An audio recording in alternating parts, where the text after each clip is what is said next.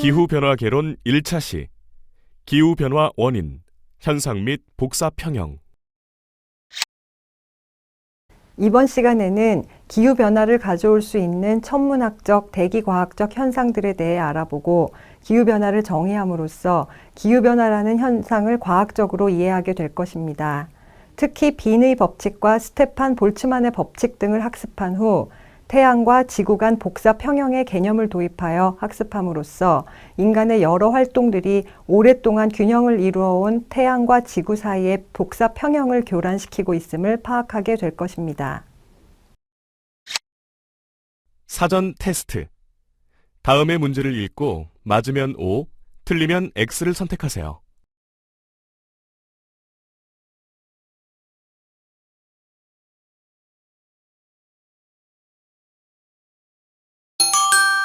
정답입니다.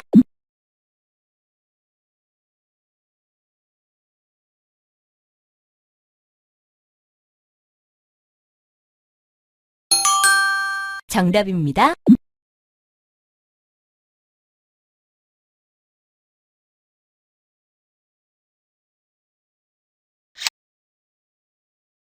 오늘은 기후변화의 정의와 과거 기후를 추정할 수 있는 대리변수, 기후변화의 원인 및 지구와 태양 간의 복사 평형, 그리고 온실가스에 대해 학습하겠습니다. 이번 시간의 학습을 마치고 나면 여러분은 기후변화를 정의할 수 있고 과거 기후를 추정할 수 있는 대리변수와 기후변화의 원인 및 지구와 태양 간의 복사 평형을 설명할 수 있으며 온실가스 및 주요 온실기체에 대해 이해할 수 있습니다. 그럼 본격적인 학습을 시작해 볼까요?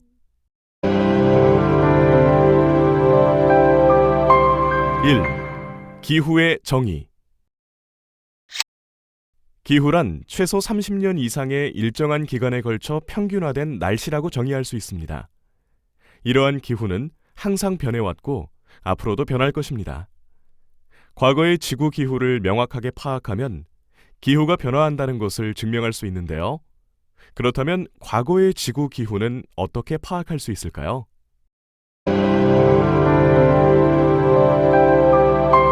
2. 과거 기후를 추정할 수 있는 대리변수. 과거 기후를 추정할 수 있는 대리변수에는 여러 가지가 있습니다. 그중 나무의 나이테, 빙하 속에 갇힌 공기방울, 그리고 호수나 해양의 저질이 대표적이라 할 수 있습니다. 그럼 과거 기후를 추정할 수 있는 세 가지 대리변수를 하나씩 알아보겠습니다. 첫 번째 대리변수인 나무의 나이테를 살펴보겠습니다. 나무는 온도가 높고 비가 많이 오면 부피 생장을 활발히 하고 춥고 건조하면 부피 생장이 느리기 때문에 나이테 간격이 넓은 시점이 좁은 시점에 비해 기온이 높고 강수량이 높은 날씨였을 것이라 추측할 수 있습니다. 두 번째 대리변수인 빙하 속에 갇힌 공기방울에 대해 알아보면 눈은 공기 중 수증기가 응결 후 결빙하면서 생긴 현상이고 빙하는 이러한 눈이 추운 지역에서 겨울과 봄을 반복하면서 해마다 층처럼 지표에 쌓여 있는 것을 말합니다. 눈이 형성될 때 공기에 대한 정보를 저장하기 때문에 빙하 속 공기방울에 포함된 산소나 수소의 동위원소 분석을 통하여 당시 기후를 추측할 수 있습니다. 마지막으로 호수나 해양의 저질은 표면에서 대기와 반응하고 이 반응물이 오랜 시간에 걸쳐 바닥으로 이동하여 빙하처럼 켜켜이 쌓이게 된 것을 말합니다. 이때 식물성 플랑크톤에 의해 형성되는 탄산칼슘과 같은 물질들도 무게로 인해 저질로 이동하게 되는데 이러한 저질에 쌓인 물질층 역시 당시 대기 조성에 관한 정보를 포함하게 되므로 기후를 추측할 수 있는 것입니다. 이처럼 기후 대리변수를 이용하여 과거의 기후를 추정할 수 있는데 관련 학문 분야를 고기후학, 다시 말해 팔레오클라이마톨로지라고 합니다. 3. 기후변화의 원인 및 지구와 태양 간의 복사 평형. 세르비아의 천문학자 밀란코비치는 사이클 이론을 통해 지구 기후변화에 영향을 주는 천문학적 요인을 세 가지로 정리하였는데 그중 첫 번째는 지구 공전 궤도의 이심률 변화입니다. 지구 공전 궤도는 타원형인데 이 타원의 모양이 거의 원형에서 완만한 타원 모양까지 약 10만 년을 주기로 변화합니다. 이 공전 궤도가 타원에 가까우면 타원의 단반경의 길이가 짧아지면서 급격한 계절 변화가 생기는 것입니다. 두 번째는 자전축 경사도의 변화입니다. 지구 자전축의 경사는 22.1도에서 24.5도까지 약 4만 1000년을 주기로 변화합니다. 이때 자전축 경사가 증가하면 계절에 따른 태양 복사 에너지의 진폭이 증가하게 됩니다. 마지막으로 세차 운동입니다.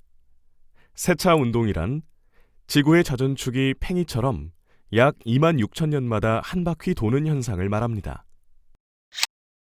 기후변화의 두 번째 원인은 지구 복사평형의 변화입니다. 지구 복사평형을 이해하기 전에 복사에 관한 기초 지식부터 살펴보겠습니다. 복사란 한 물체에서의 에너지가 매질을 통해 다른 물체로 전달되는 과정을 말합니다. 그리고 열 복사란 한 물체가 가지고 있는 열로 인해 전자기 복사가 다른 물체로 전달되는 과정을 말하는데요. 그런데 여기에서 모든 전자기 복사 에너지를 흡수하는 이상적인 물체가 있습니다.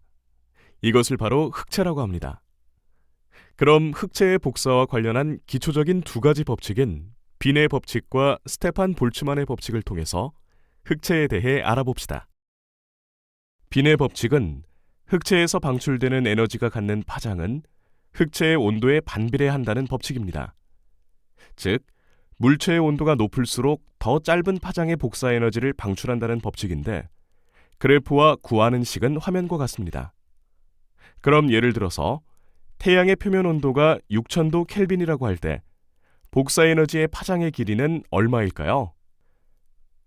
빈의 법칙식에 T 대신 6000을 대입하면 되는데요.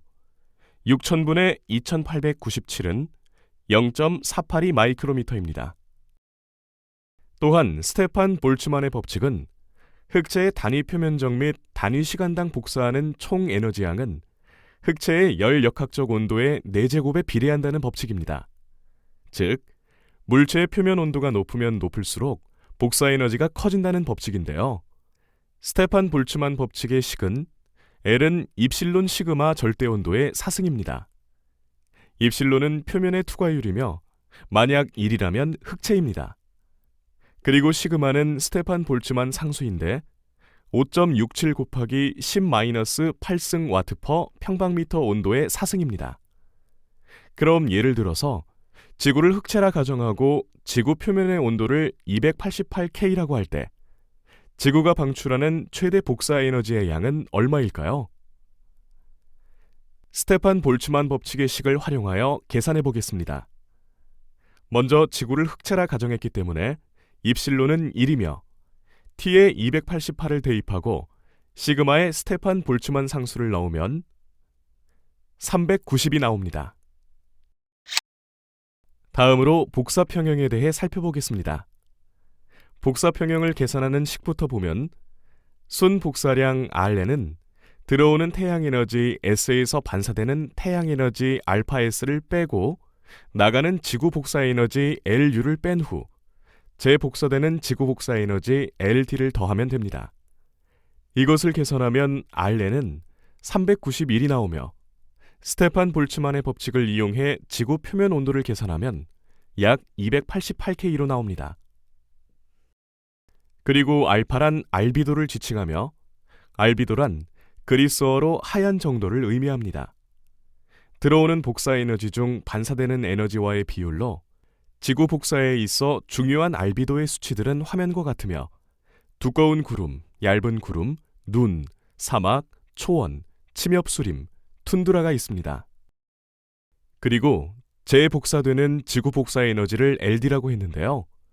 이것을 온실 효과라고 하며 지구가 복사 방출한 에너지를 지구 방향으로 재복사하는 부분을 말합니다.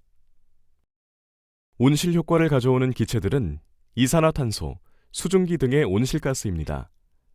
이들은 태양으로부터 지구에 들어오는 짧은 파장의 태양 복사 에너지는 통과시키는 반면 지구로부터 나가려는 긴 파장의 복사 에너지는 흡수하여 지구 대기의 온도를 상승시키는 작용을 합니다. 지구 대기에 존재하는 이러한 온실가스 덕분에 현재 지구의 평균 대기 온도가 형성될 수 있었으며 만약 온실가스가 없었다면 지구 대기는 생물이 살기 힘들 정도로 추운 온도가 유지되었을 것입니다.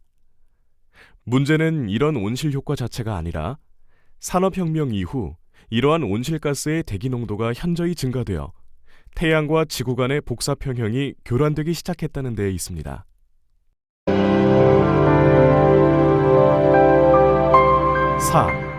온실가스. 온실가스란 태양으로부터 방출되는 짧은 파장의 자외선 복선은 통과를 시키고 지구로부터 방출되는 긴 파장의 적외선을 통과시키지 못함으로써 지구 대기에 온실 효과를 가져오는 기체를 말합니다.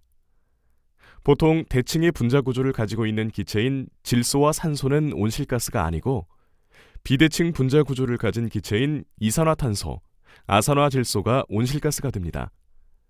여기에서 중요한 점은 GWP로 글로벌 워밍 포텐셜의 줄임말이며 이산화탄소의 온실가스 효과를 1이라고 보았을 때 상대적인 온실가스 효과 잠재력을 말합니다. 그렇다면 과거의 대기는 어떻게 조성되어 있었을까요? 과거 65만 년 동안의 주요 온실가스 농도의 변화를 보여주는 그래프를 보시면 주요 온실가스인 이산화탄소, 메탄, 아산화질소의 농도는 과거 65만 년 동안 증가와 감소를 거듭하여 왔으나 최근 몇백 년 사이 전례 없이 증가했습니다. 과거의 대기 조성과 기후 변화를 확인할 수 있는 자료가 또 있는데요. 바로 남극의 빙하 기록입니다. 남극의 빙하 기록은 지난 빙하기와 간빙기 사이클을 포괄할 수 있는 오래된 과거 대기의 조성을 추정할 수 있습니다. 그럼 빙하에 대해 자세히 알아보시죠. 빙하는 시간이 지날수록 계속 위로 쌓이는 것으로 가장 위에 있는 빙하는 최근 빙하, 가장 깊이 있는 빙하는 과거의 빙하라고 말할 수 있으며 빙하의 두께는 거의 2km에 달합니다. 이러한 빙하에 있는 CO2와 CH4 농도, 그리고 중수소의 농도는 과거 기후에 대해 많은 정보를 줍니다. 그리고 빙하의 중수소 함량이 높다는 것은 그 시기에 지구의 온도가 높았음을 의미하는데요. 중수소는 보통 수소에 비해 증발하는 데 많은 에너지를 소비하기 때문에 지구의 온도가 높은 경우에는 중수소가 해양으로부터 증발되어 극지방에 가서 응결되었을 확률이 높습니다. 또한 빙하 분석에 의하면 지구의 온도와 이산화탄소 및 메탄의 농도는 매우 높은 연관성을 가지고 있음이 확인되었습니다. 그럼 이제 주요 온실 기체에 대해 알아봅시다. 첫 번째 알아볼 기체는 이산화탄소입니다. 이산화탄소는 온실가스 기체 중 가장 중요한데요. 그 이유는 양적으로 가장 크기 때문이며 식물의 광합성, 발산, 호흡 과정에 직접적으로 관여하기 때문입니다. 그런데 대기 중 이산화탄소 농도가 변화되었다는 것을 어떻게 알게 되었을까요? 첫 번째 경로는 미국의 과학자 C.D. 킬링의 연구를 통해서였습니다.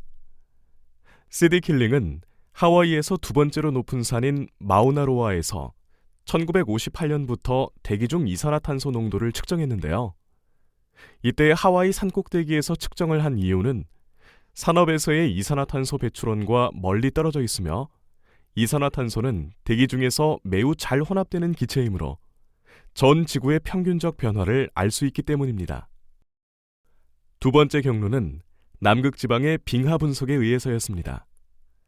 이 자료에 의하면 대기 중 이산화탄소 농도의 급격한 증가가 화석연료의 연소가 시작된 산업혁명 시기인 1800년대와 일치하고 있습니다. 산업혁명 이후의 대기 중 이산화탄소 농도의 증가는 단순한 상관성이지 인과관계는 아닙니다. 그렇다면 인과관계를 뒷받침하는 증거는 무엇일까요? 첫 번째는 대기 중 이산화탄소 농도는 북반구가 남반구보다 더 높으며 농도의 차이는 이산화탄소 배출과 연관이 되어 있습니다.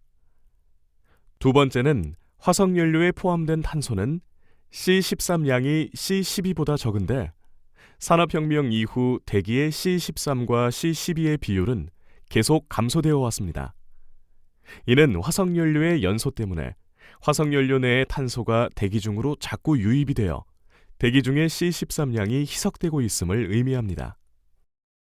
화석연료에 포함된 탄소는 C14를 가지고 있지 않은 데 반해 대기는 C14를 포함하고 있는데 산업혁명 이후 대기 중 C14와 C12의 비율이 꾸준히 감소되어 왔습니다. 화석연료의 C13과 C12의 비율은 보통 대기 중의 C13과 C12 비율보다 적고, 화석연료의 C14와 C12의 비율도 보통 대기 중의 C14와 C12의 비율보다 적습니다. 다음으로 알아볼 기체는 메탄입니다. 메탄이 발생하는 원천은 메탄 생성 박테리아에 의한 혐기성 발효인데, 자연적 원천과 인위적 원천으로 나뉩니다. 자연적 원천은 습지, 흰개미, 대양 등에서 발생되는 것이고, 인위적 원천은 석탄, 석유 및 천연가스, 벼와 논, 가축 분뇨 등 유기물의 분해, 반추동물에 의한 메탄 발생, 하수 처리장, 매립지, 생물자원의 연소 등에서 발생되는 것을 말합니다. 메탄의 주요 저장고는 대기와 토양이 있는데, 대기에서는 대륙권에 있는 하이드록실 라디컬에 의해 제거되어 메틸 라디컬과 물로 바뀝니다. 토양에서는 메탄이용 세균에 의해 메탄이 제거됩니다. 질소 산화물의 주요 원천은 탈질 및 질화 과정에 의해 생성되며, 자연적 원천과 인위적 원천으로 나뉘어집니다.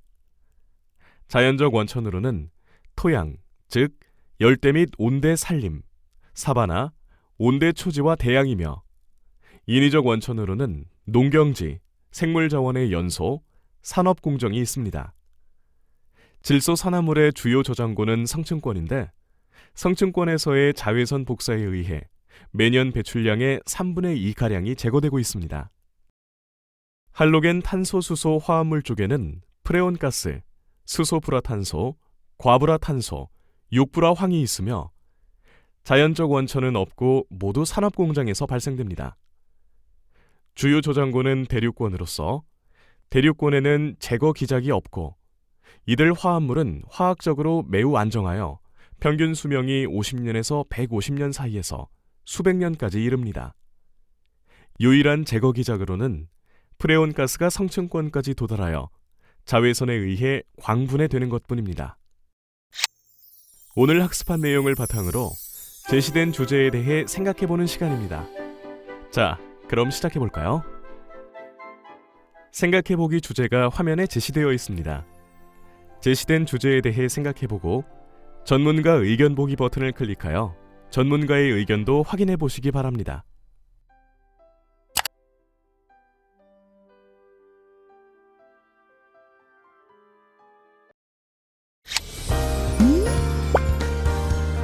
지금까지 살펴본 내용을 퀴즈를 통해 확인해 보겠습니다. 문제는 모두 세 문항이 제시되며 기회는 2번씩 제공됩니다.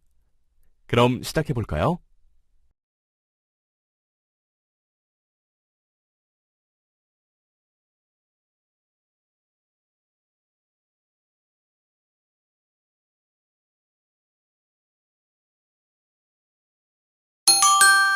정답입니다.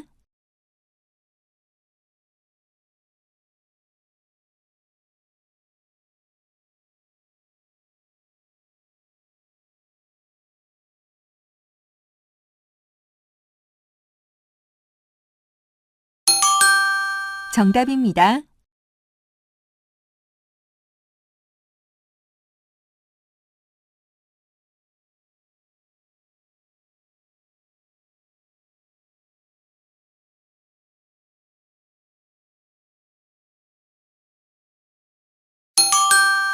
정답입니다.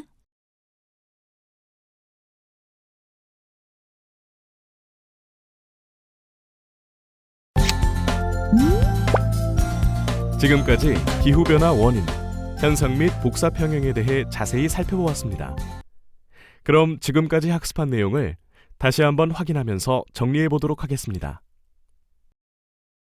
과거 기후를 추정할 수 있는 대리변수로는 나무의 나이테, 빙하 속에 갇힌 공기방울, 호수나 해양의 저질이 있습니다. 기후변화의 원인을 살펴보면 천문학적인 이유로는 밀란코비치 사이클 이론을 들 수 있고, 오랫동안 유지되어 오던 지구와 태양 간의 복사평형이 깨진 것도 그 원인입니다. 온실 효과는 새로운 것이 아니고, 이는 지구 대기가 생성된 시점부터 계속 있어온 현상이지만 인간의 활동에 의해 이런 온실효과 기체가 지구 대기의 균형을 깰 정도의 빠른 속도로 가속화되고 있다는 것이 문제입니다. 온실가스란 태양으로부터 방출되는 짧은 파장의 자외선 복사는 통과를 시키고 지구로부터 방출되는 긴 파장의 적외선을 통과시키지 못함으로써 지구 대기의 온실 효과를 가져오는 기체를 말합니다. 그 종류로는 오존, 이산화탄소, 메탄, N2O, 프레온가스, HFC, PFC, SF6 등이 있습니다. 글로벌 워밍 포텐셜이란 이산화탄소의 온실가스 효과를 1이라고 보았을 때의 상대적인 온실가스 효과 잠재력을 말합니다. 이번 시간에는 기후변화 원인, 현상 및 복사평형에 대해 살펴보았습니다. 다음 시간에는 전 지구적 탄소 순환에 대해 알아보겠습니다.